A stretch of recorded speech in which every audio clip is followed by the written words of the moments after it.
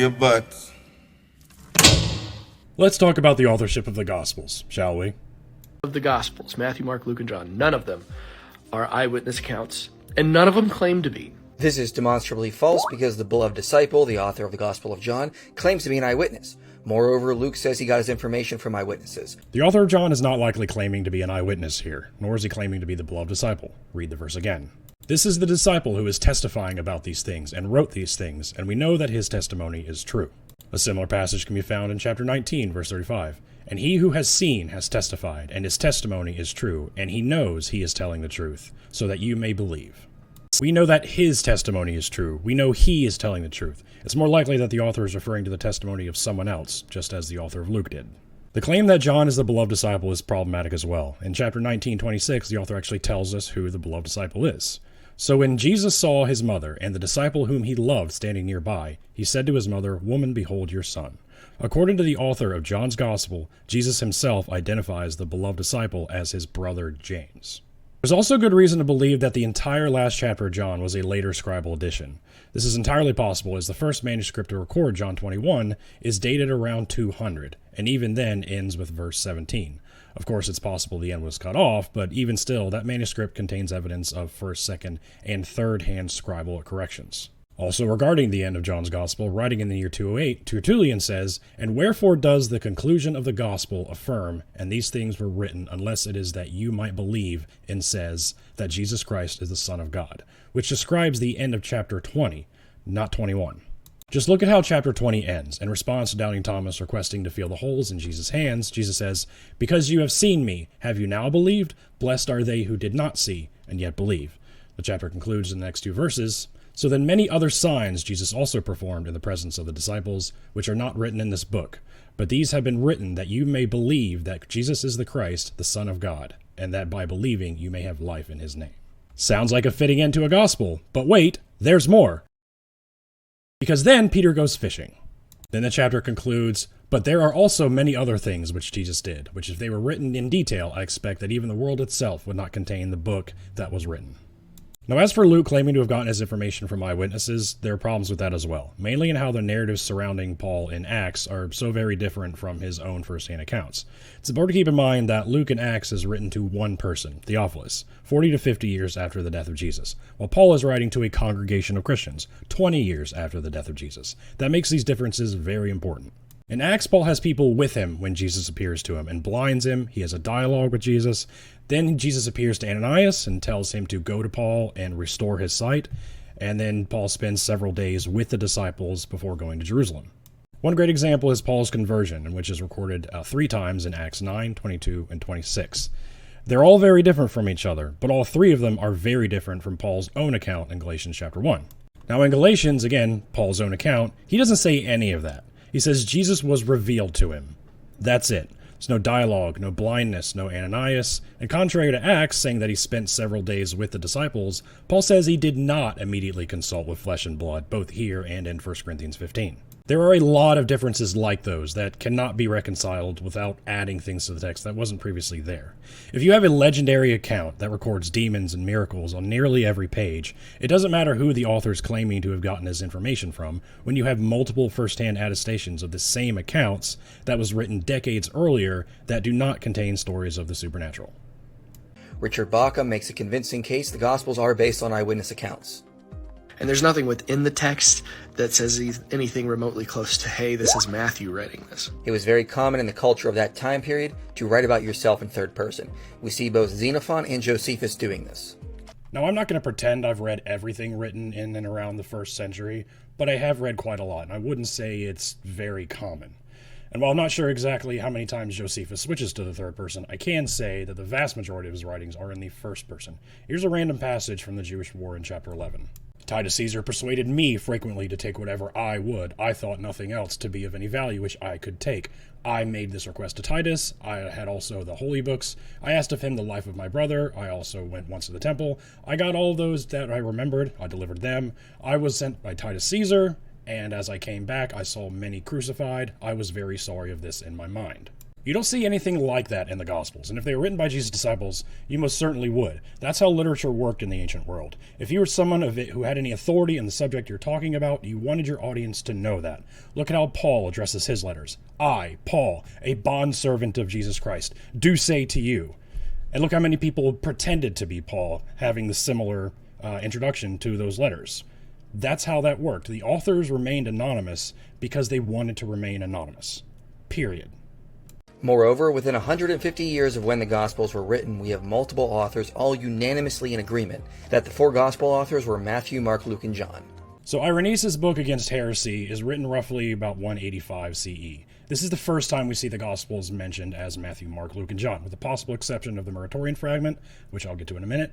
But in it he says, it is not possible that the Gospels can either be fewer or more in number than they are. For since there are 4 zones in all the world that we live, and 4 principal winds, while the church is scattered throughout all the world.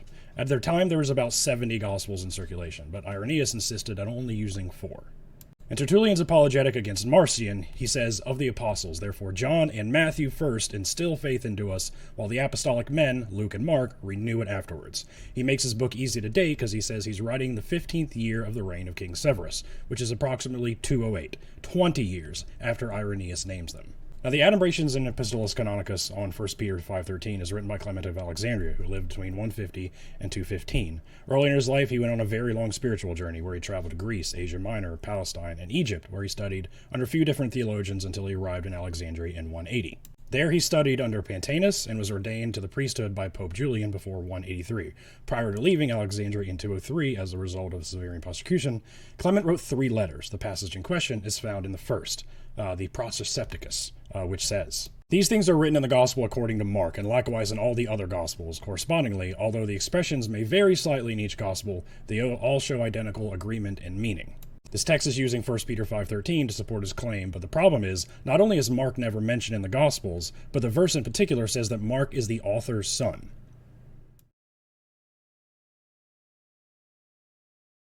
Now, the Muratorian fragment is a Latin translation of a Greek composition. The manuscript itself is dated to about the 7th or 8th century, but the majority of scholars do think the text was written somewhere around the 2nd century, or the end of the 2nd century, roughly around the time of Irenaeus. It is entirely possible that it's written prior to Irenaeus, but even if so, it wouldn't have been by very much. Now, Papias wrote a 5-volume work called The Expositions of the Sayings of the Lord, not Matthew, Mark, Luke, or John, and none of them survived. What we know about his work comes from quotations from Irenaeus and Eusebius, but it's believed that he would have been writing somewhere between the year 110 and 130. Papias tells us that he prefers oral tradition over written texts, so rather than copying something, he interviewed people and recorded what they said. This means he is the first known author to collect the sayings of Jesus, but the reason his writings didn't survive is because he fell out of favor with the church for holding a view called Chaelism, which is a literal interpretation of the 1,000-year reign of Christ that was called naive and dangerous. And Eusebius says that Papias affirms that he received the sayings of the apostles, but he's writing in the year 320. Their educations were incomplete. So maybe they were literate, maybe they were semi-literate, but they definitely didn't know Greek, which is the language that the Gospels were written in. This is speculation. The church fathers say Mark was the interpreter of Peter, so it's likely he knew Greek. Again, this is Papias, and he states that he personally talked with Christians who had known a group of people he called the elders, who had known some of the disciples.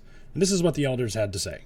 When Mark was the interpreter of Peter, he wrote down accurately everything that he had recalled of the Lord's words and deeds, but not in order, for he neither heard the Lord nor accompanied him. But later, as I indicated, he accompanied Peter, who used to adapt his teachings to the needs at hand, not arranging, as it were, an orderly composition of the Lord's sayings. So quick recap, Irenaeus is quoting Papias, who says he spoke with Christians who knew the disciples, and they said that Mark was the interpreter of Peter.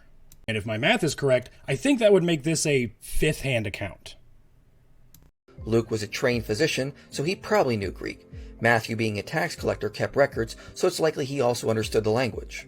So the only verse that claims that Luke was a physician is Colossians 4:14, which is one of the epistles that scholars don't even think was written by Paul. And if Luke was the author of Luke and Acts, why does he never mention himself being a physician? You may have heard that Luke was a companion of Paul, but he never identifies himself, again, as Luke or a physician, and he doesn't appear to accompany Paul until later in his missionary journey. Starting in Acts 16, verse 10, we start seeing the we passages. We immediately sought to leave to Macedonia. They were waiting for us at Troas, but we went ahead of them. We took him abroad. the day we came to Miletus. Of course, this doesn't mean Luke was not a physician. That would be an argument from silence. But even still, being a physician in the ancient world did not require being literate, nor did being a tax collector. But even if they were literate, I would have no problem granting that. But the problem is, they still don't identify themselves as the author, so there's no reason to think that they are. Also, I would agree with Richard Bauckham that the author of the Gospel of John is not John the son of Zebedee, but who Papias called John the Elder, and there's no reason to doubt that he was educated.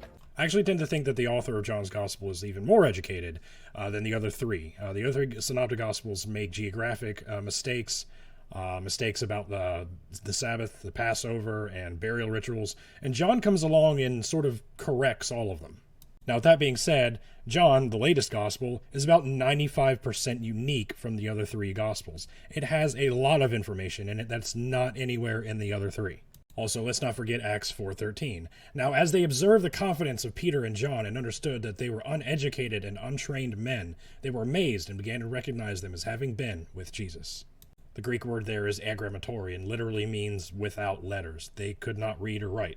So this highlights another problem with names like John and Mark even. Very common at that time. In the New Testament alone, there are 6 different Johns. There's John the Baptist, John son of Zebedee, John the father of Peter and Andrew, John a member of the Jewish council, John the nephew of Barnabas, and John of Patmos, the author of Revelation. So even if Mark and John were written by guys named Mark and John, you have another problem. How do you know it was that Mark and that John? Paul was another very common name in that time, and he makes sure that his audience knows who he is throughout the course of his letters. You've heard of me, how I persecuted the church, right? He's making sure they know it's him and not some other Paul. Again, the authors of the Gospels don't do anything like that. Now, I'm not convinced that John the son of Zebedee is different from John the Elder alleged by Papias, but whoever he was definitely different from the John who wrote the Gospel of John. It doesn't make any sense to wait until you've learned a completely new language to write down anything about the most important story you've ever been a part of. That makes sense, but there's no reason to think the Gospel authors didn't write something down that has just simply been lost to time.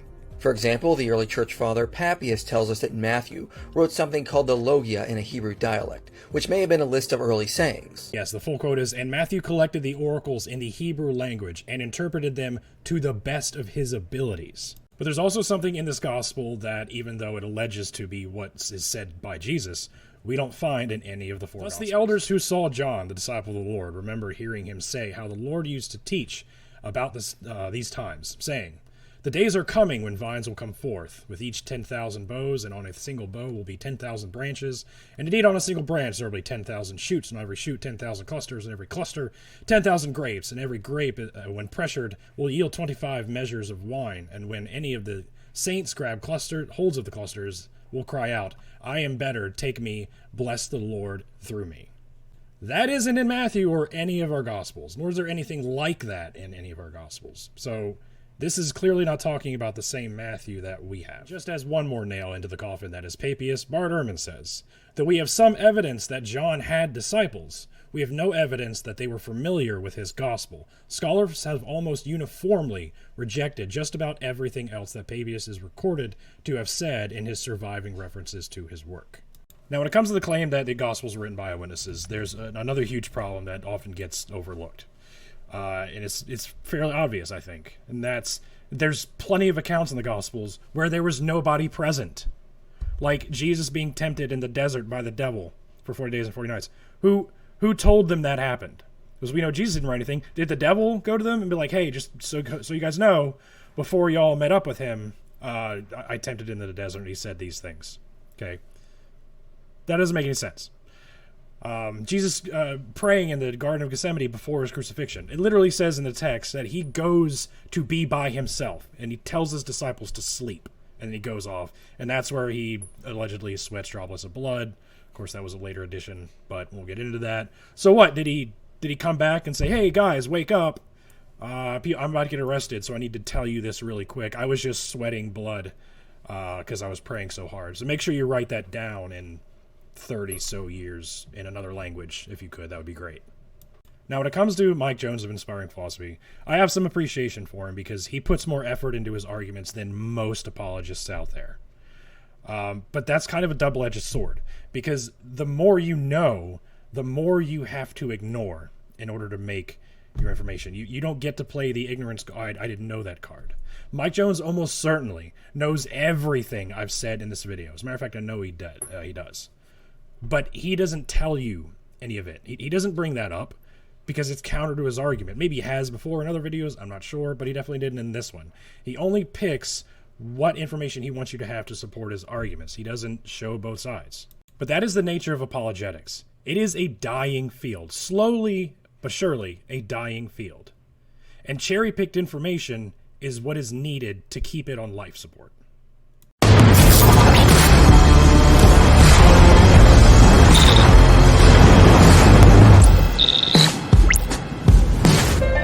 Hold on to your butts.